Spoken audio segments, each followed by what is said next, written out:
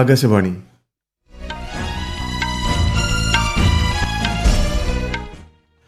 നമസ്കാരം. വാർത്തകൾ വായിക്കുന്നത് നരേന്ദ്രമോഹൻ.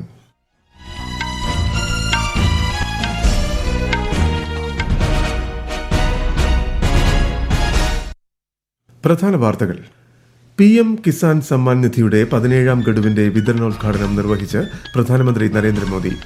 9,26,00,000 കർഷകർക്കായി വിതരണം ചെയ്തത് 20,000 കോടിയിലധികം രൂപ. സുസ്ഥിരവും സമ്മർദ്ദരഹിതവുമായ ജീവിതശൈലി അവലംബിക്കുന്നതിന് യോഗ സഹായിക്കുമെന്ന് പ്രധാനമന്ത്രി നരേന്ദ്രമോദി.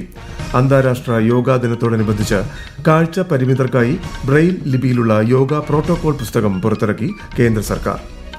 തന്ത്രപ്രധാനമായ സാങ്കേതിക പങ്കാളിത്തം ശക്തിപ്പെടുത്തുന്നത് സംബന്ധിച്ച് ഇന്ത്യ-US സുരക്ഷാ ഉപദേഷ്ടാക്കൾ ന്യൂഡൽഹിയിൽ ചർച്ച നടത്തി. ഇന്ത്യൻ ചലച്ചിത്രകാരൻ വിനോദ് ഗനാത്രയ്ക്ക് നെൽസൺ മണ്ടേല പുരസ്കാരം. കേരളത്തിൽ ശനിയാഴ്ച വരെ ഇടിമിന്നലോടുകൂടിയ ശക്തമായ മഴയ്ക്ക് സാധ്യതയെന്ന് കാലാവസ്ഥാ മുന്നറിയിപ്പ്. തീരദേശത്ത് ഇന്നും നാളെയും ജാഗ്രതാ നിർദ്ദേശം. 2020 ലോകകപ്പ് സൂപ്പർ 8 മത്സരങ്ങൾക്ക് നാളെ തുടക്കമാകും. വാർത്തകൾ വിശദമായി. ഇന്ത്യയെ ഏറ്റവും വലിയ മൂന്നാമത്തെ സാമ്പത്തിക ശക്തിയാക്കുന്നതിൽ കാർഷിക മേഖലയ്ക്ക് ഏറെ പ്രാധാന്യമുണ്ടെന്ന് പ്രധാനമന്ത്രി നരേന്ദ്രമോദി. PM കിസാൻ സമ്മാൻ നിധിയുടെ 17ാം ഗഡുവിന്റെ വിതരണോദ്ഘാടനം വാരാണസിയിൽ നിർവഹിക്കുകയായിരുന്നു അദ്ദേഹം. തുടർച്ചയായി 3ാം തവണയും പ്രധാനമന്ത്രിയായി അധികാരമേറ്റതിന് ശേഷമുള്ള അദ്ദേഹത്തിന്റെ ആദ്യ മണ്ഡല സന്ദർശനമാണ് ഇത്. 9,26,00,000 കർഷകർക്ക് 20,000 കോടിയിലധികം രൂപയാണ് വിതരണം ചെയ്തത്. किसान सम्मान निधि आज दुनिया की सबसे बड़ी डायरेक्ट बेनिफिट ट्रांसफर स्कीम बन चुका है. मुझे खुशी है कि PM किसान सम्मान निधि में सही लाभार्थी तक लाभ पहुंचाने के लिए टेक्नोलॉजी का बेहतर इस्तेमाल हुआ है. सरकार ने PM किसान सम्मान निधि का लाभ पाने के लिए कई नियमों को भी सरल किया है. സ്വയം സഹായ സംഘങ്ങളിലെ 30,000 വനിതാ കർഷകർക്ക് കൃഷി സഖികൾക്കുള്ള സാക്ഷ്യപത്രവും പ്രധാനമന്ത്രി കൈമാറി. കേന്ദ്ര കൃഷിമന്ത്രി ശിവരാജ് സിംഗ് ചൌഹാൻ പരിപാടിയിൽ പങ്കെടുത്തു. ഗംഗ ആരതിയിൽ പങ്കെടുത്ത പ്രധാനമന്ത്രി കാശി വിശ്വനാഥ ക്ഷേത്രത്തിലും ദർശനം നടത്തി. നാളെ ബീഹാർ സന്ദർശിക്കുന്ന പ്രധാനമന്ത്രി നളന്ദ സർവകലാശാലയുടെ രാജഗിരിയിലുള്ള ക്യാമ്പസ് ഉദ്ഘാടനം ചെയ്യും. PM കിസാൻ പദ്ധതിയുടെ 17ാം ഗഡു വിതരണത്തോടനുബന്ധിച്ച് കുമരകത്ത് നടന്ന കിസാൻ സമ്മേളനം കേന്ദ്ര സഹമന്ത്രി ജോർജ് കുര്യൻ ഉദ്ഘാടനം ചെയ്തു. കേരളത്തിൽ കേന്ദ്ര സർക്കാർ പിന്തുണയോടെ കാർഷിക മേഖലയുടെ ആധുനികവൽക്കരണം നടന്നുവരികയാണെന്ന് അദ്ദേഹം പറഞ്ഞു. പ്രധാനമന്ത്രി നരേന്ദ്രമോദി രാജ്യത്തെ ജനങ്ങളുമായി ആശയങ്ങൾ പങ്കുവയ്ക്കുന്ന പ്രതിമാസ റേഡിയോ പ്രഭാഷണ പരിപാടി മൻ കി ബാത്ത് ഈ മാസം 30-ന്. തുടർച്ചയായി 3ാം തവണയും പ്രധാനമന്ത്രിയായി നരേന്ദ്രമോദി അധികാരമേറ്റ ശേഷം പ്രക്ഷേപണം ചെയ്യുന്ന മൻ കി ബാത്തിന്റെ ആദ്യ പതിപ്പായിരിക്കും ഇത്. മൻ കി ബാത്ത് പ്രതിമാസ റേഡിയോ പരിപാടിയെ ആസ്പദമാക്കി സംഘടിപ്പിക്കുന്ന ക്വിസ് മത്സരത്തിന്റെ 3ാം പതിപ്പിന് നാളെ തുടക്കമാകും. കേന്ദ്ര സഹമന്ത്രി സുരേഷ് ഗോപി തിരുവനന്തപുരത്ത് പരിപാടി ഉദ്ഘാടനം ചെയ്യും. ക്വിസ് മത്സരത്തോടൊപ്പം വായനാ ദിന പരിപാടിയും സംഘടിപ്പിച്ചിട്ടുണ്ട്. തന്ത്രപ്രധാനമായ സാങ്കേതിക പങ്കാളിത്തം ശക്തിപ്പെടുത്താനുള്ള കാഴ്ചപ്പാടുകൾ സംബന്ധിച്ച് ദേശീയ സുരക്ഷാ ഉപദേഷ്ടാവ് അജിത് ഡോവൽ US സുരക്ഷാ ഉപദേഷ്ടാവ് ജെയ്ക്ക് സള്ളിവനുമായി ന്യൂഡൽഹിയിൽ കൂടിക്കാഴ്ച നടത്തി.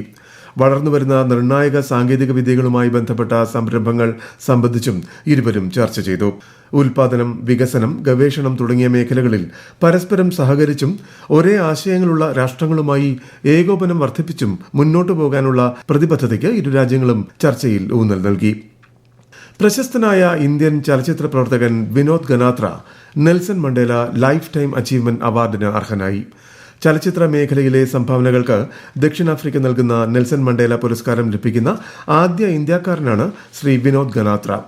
കുട്ടികളുടെ ചലച്ചിത്ര രംഗത്തിന് നൽകിയ മഹത്തായ സംഭാവനകൾ പരിഗണിച്ചാണ് ദക്ഷിണാഫ്രിക്കയിൽ നടന്ന 7ാമത് നെൽസൺ മണ്ടേല ചിൽഡ്രൻസ് ഫിലിം ഫെസ്റ്റിവലിൽ അദ്ദേഹത്തിന് പുരസ്കാരം സമ്മാനിച്ചത്. 36ഓളം ദേശീയ അന്തർദേശീയ പുരസ്കാരങ്ങൾക്ക് ഗനാത്ര അർഹനായിട്ടുണ്ട്.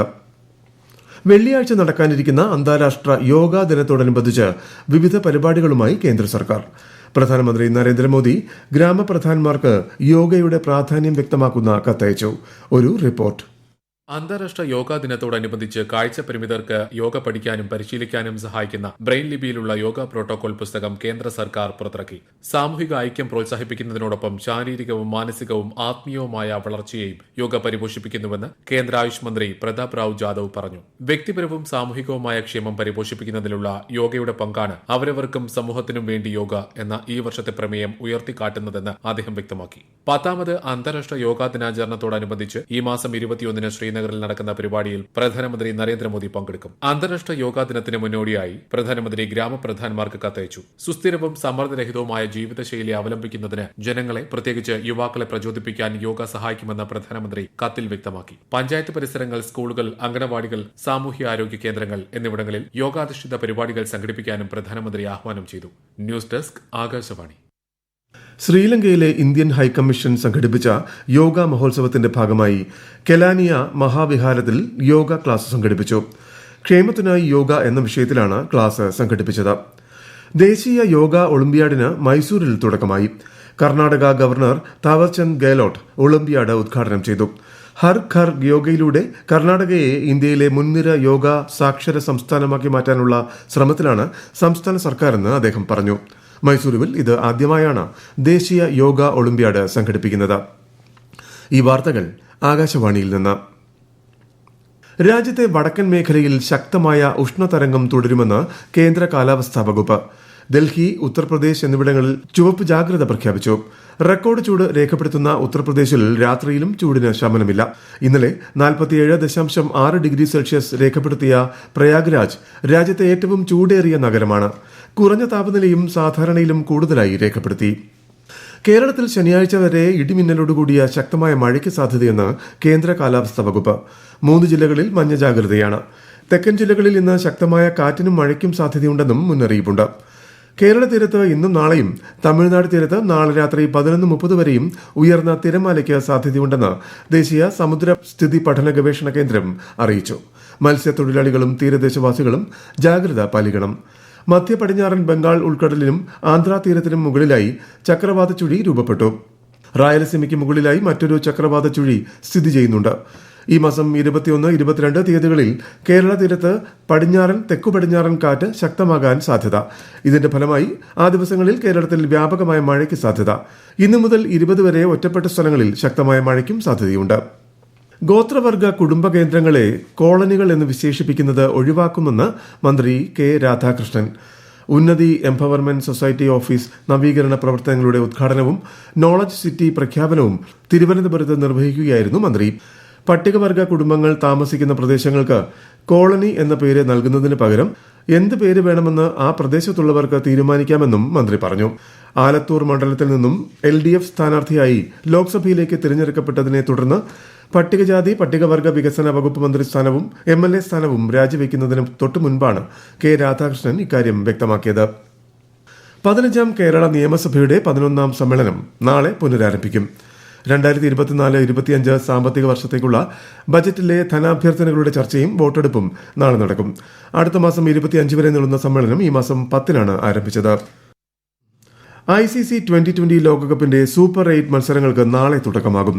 അമേരിക്കയും ദക്ഷിണാഫ്രിക്കയും തമ്മിലാണ് ആദ്യ മത്സരം. അവസാന ഗ്രൂപ്പ് ഘട്ട മത്സരത്തിൽ അഫ്ഗാനിസ്ഥാനെതിരെ വെസ്റ്റ് ഇൻഡീസിന് 104 റൺ വിജയം. പാർലമെന്റ് സമ്മേളനത്തിന് മുന്നോടിയായി രാജ്യരക്ഷാ മന്ത്രി രാജ്നാഥ് സിംഗിന്റെ വസതിയിൽ കേന്ദ്രമന്ത്രിമാരും BJPയുടെ മുതിർന്ന നേതാക്കളും കൂടിക്കാഴ്ച നടത്തി. ഈ മാസം 24 മുതലാണ് പാർലമെന്റ് സമ്മേളനത്തിൽ പുതുതായി തിരഞ്ഞെടുക്കപ്പെട്ട അംഗങ്ങളുടെ സത്യപ്രതിജ്ഞയും ലോക്സഭാ സ്പീക്കറുടെ തിരഞ്ഞെടുപ്പും നടക്കും. അടുത്ത മാസം 3-ന് പാർലമെന്റ് സമ്മേളനം സമാപിക്കും. പ്രധാന വാർത്തകൾ വീണ്ടും. PM കിസാൻ സമ്മാൻ നിധിയുടെ 17ാം ഗഡുവിന്റെ വിതരണോദ്ഘാടനം നിർവഹിച്ച് പ്രധാനമന്ത്രി നരേന്ദ്രമോദി. 9,26,00,000 കർഷകർക്കായി വിതരണം ചെയ്തത് 20,000 കോടിയിലധികം രൂപ. സുസ്ഥിരവും സമ്മർദ്ദരഹിതവുമായ ജീവിതശൈലി അവലംബിക്കുന്നതിന് യോഗ സഹായിക്കുമെന്ന് പ്രധാനമന്ത്രി നരേന്ദ്രമോദി. അന്താരാഷ്ട്ര യോഗാ ദിനത്തോടനുബന്ധിച്ച് കാഴ്ച പരിമിതർക്കായി ബ്രെയിൽ ലിപിയിലുള്ള യോഗ പ്രോട്ടോകോൾ പുസ്തകം പുറത്തിറക്കി കേന്ദ്ര സർക്കാർ. തന്ത്രപ്രധാനമായ സാങ്കേതിക പങ്കാളിത്തം ശക്തിപ്പെടുത്തുന്നത് സംബന്ധിച്ച് ഇന്ത്യ US സുരക്ഷാ ഉപദേഷ്ടാക്കൾ ന്യൂഡൽഹിയിൽ ചർച്ച നടത്തി. ഇന്ത്യൻ ചലച്ചിത്രകാരൻ വിനോദ് ഗനാത്രയ്ക്ക് നെൽസൺ മണ്ടേല പുരസ്കാരം. കേരളത്തിൽ ശനിയാഴ്ച വരെ ഇടിമിന്നലോടുകൂടിയ ശക്തമായ മഴയ്ക്ക് സാധ്യതയെന്ന് കാലാവസ്ഥാ മുന്നറിയിപ്പ്. തീരദേശത്ത് ഇന്നും നാളെയും ജാഗ്രതാ നിർദ്ദേശം. 2020 ലോകകപ്പ് സൂപ്പർ 8 മത്സരങ്ങൾ നാളെ തുടങ്ങും. വാർത്തകൾ കഴിഞ്ഞു. അടുത്ത വാർത്താ പ്രക്ഷേപണം രാത്രി 8:35.